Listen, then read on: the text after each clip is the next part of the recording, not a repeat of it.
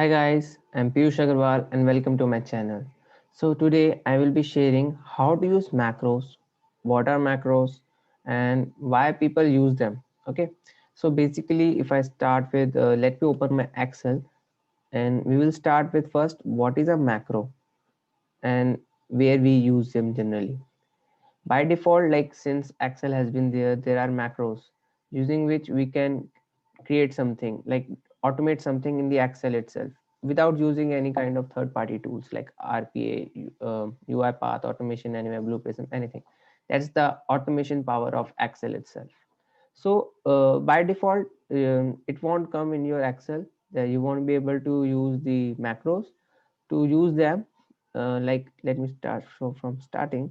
So if I go to files, then options, then over here in the customize ribbon.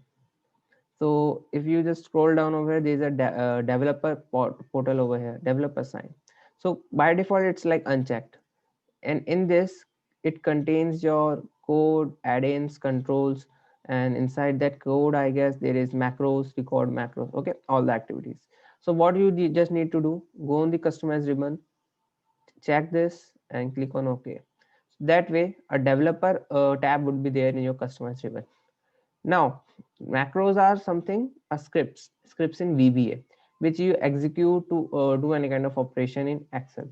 So let me just show an example. For example, I will just create an macro to generate the pie chart of this particular data.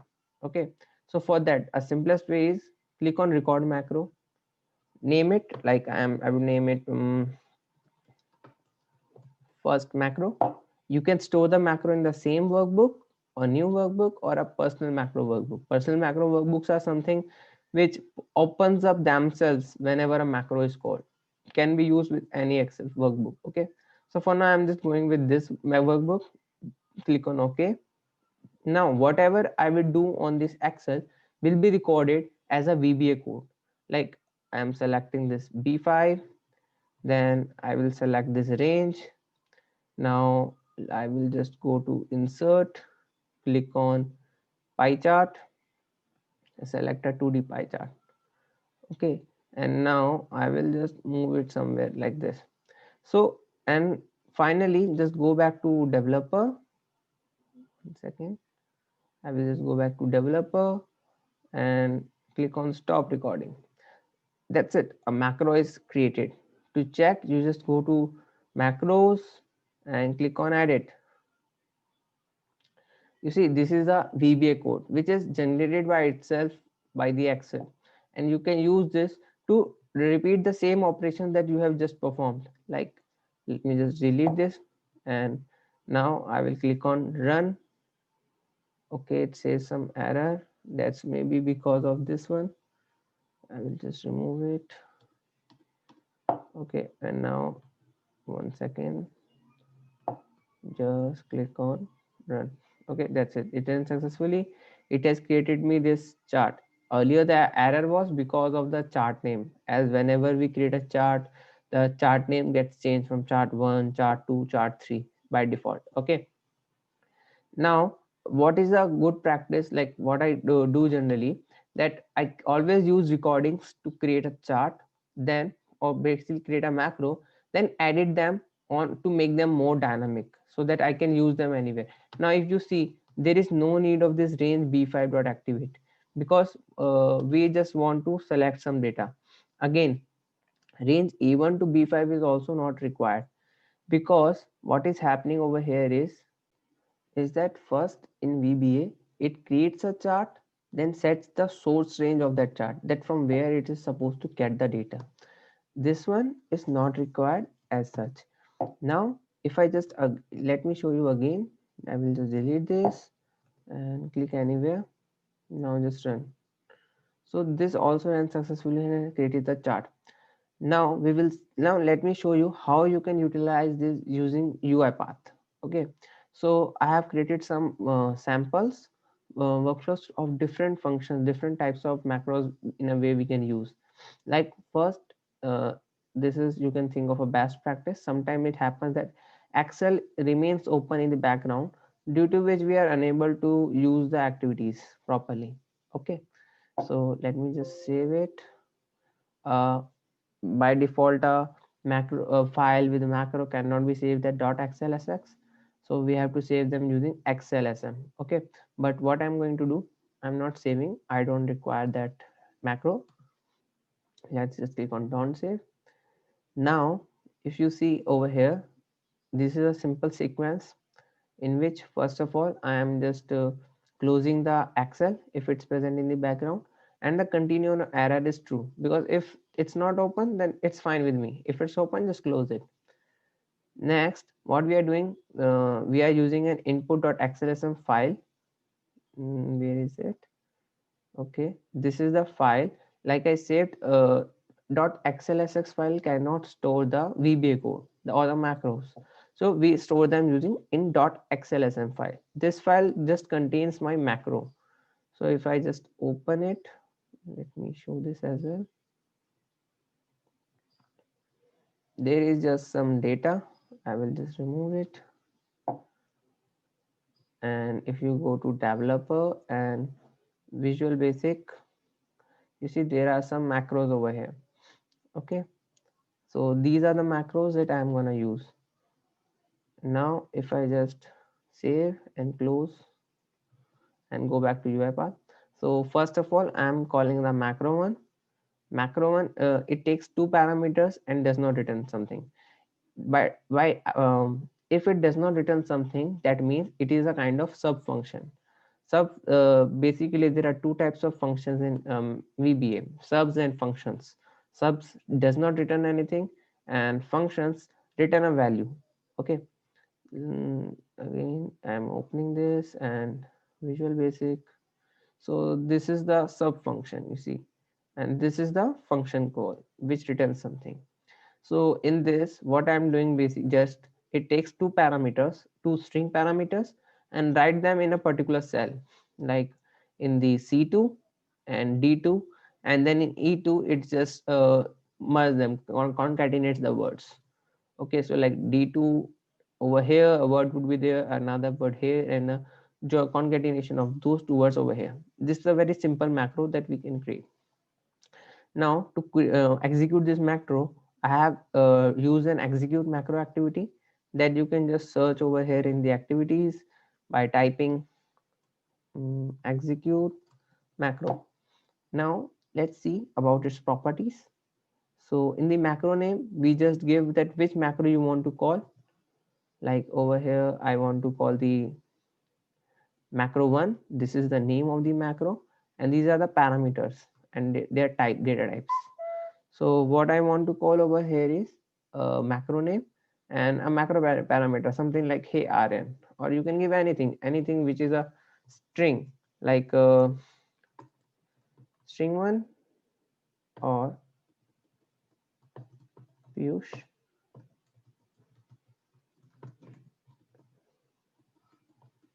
I want to give it something like and subscribe. Okay, don't forget to do that. Now over here I'm also assigning an output check, though since this is a sub, so this will, its value should be nothing at the end. It should not return any kind of value. And to check that only, we are using an if condition. If check is nothing, that means macro is made using a sub function. And if it is not nothing, it has some value, that means it is made using function keyword. And we are also printing the word whatever it is printing. Next, what I'm doing, another over here only I'm executing a val function. So it takes two parameters and returns nothing. No, wait. So val is a this one. Val function is this which returns something. Okay, it returns a value as string. And this the idea is same. Earlier I was just writing them in the Excel. This time I'm also returning the concatenation string back to UiPath. So over here also I will just write subscribe, like and subscribe, and let me change this.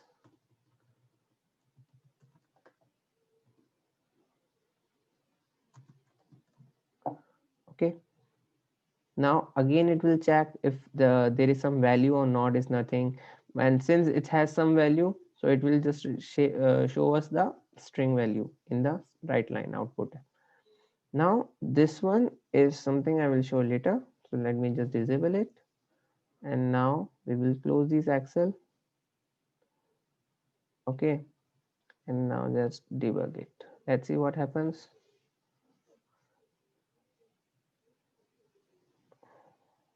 And by the way, if you notice, UiPath has changed its icons for the robot. So Excel was open and the work was done. If we just go back and check the file, which file was that? It's input dot no. Okay, it's input dot xlsm in which I'm executing the operations. So click on this and open with Excel. Like over here, I told it, it has entered like, subscribe keyword, and then concatenated both of them, like and subscribe. Okay, and let's check back the, this was the sub function. Now we had executed this function as well. Okay, now for that, let's just check the output. First one, macro is made using sub. Second, macro is made using function, and it is returned the concatenated string like subscribe.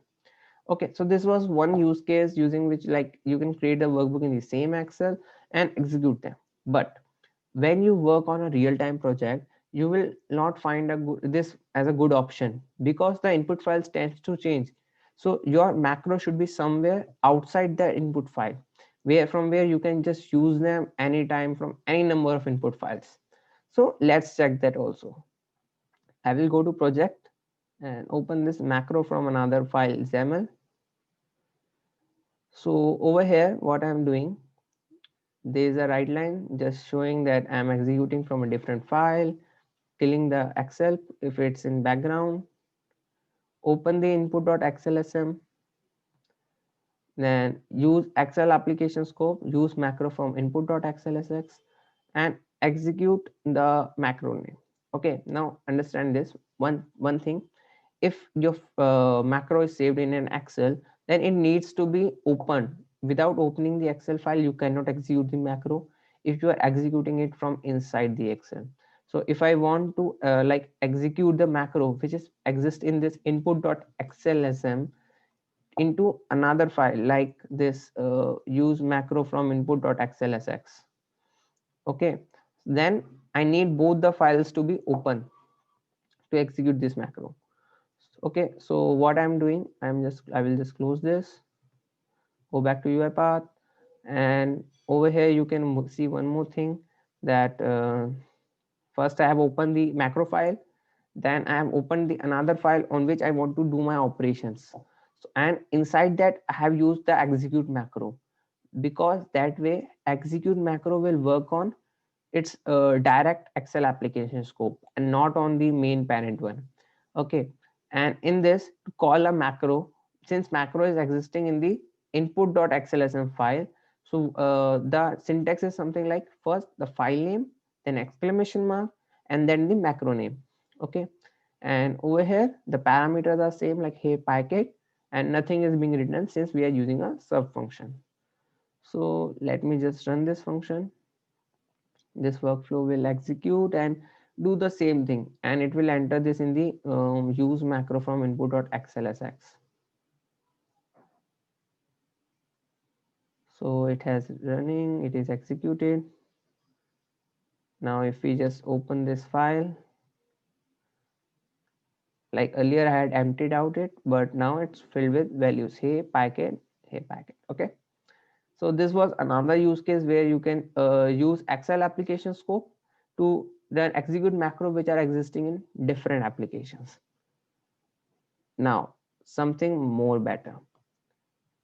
Personally, I won't suggest to use this one in a real-time production environment, as having multiple Excel application scope will just make it more nested and unable to read properly as for a developer and from the client side as well.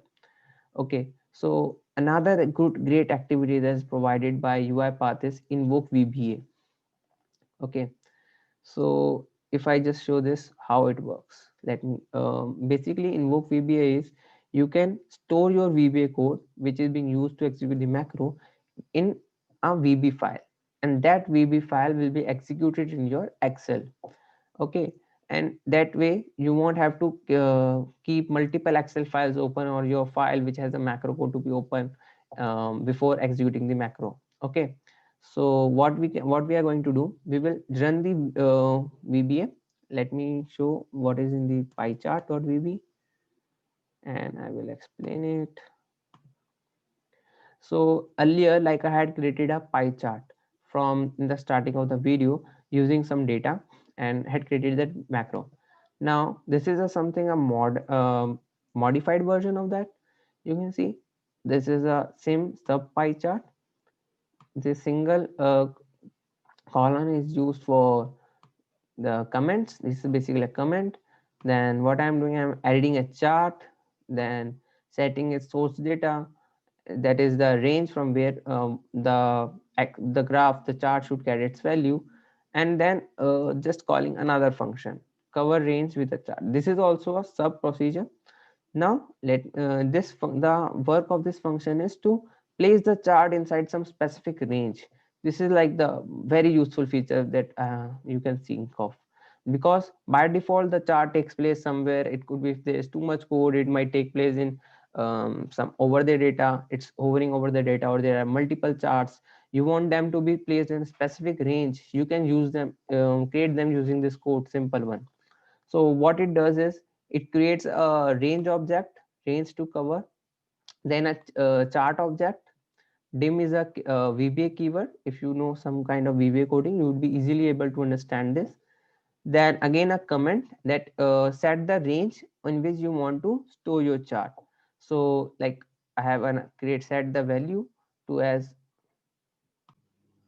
the range L5 to S19, and then just set the chart object to be active and resize all its values, height, width, top, left, based on the range which we are using.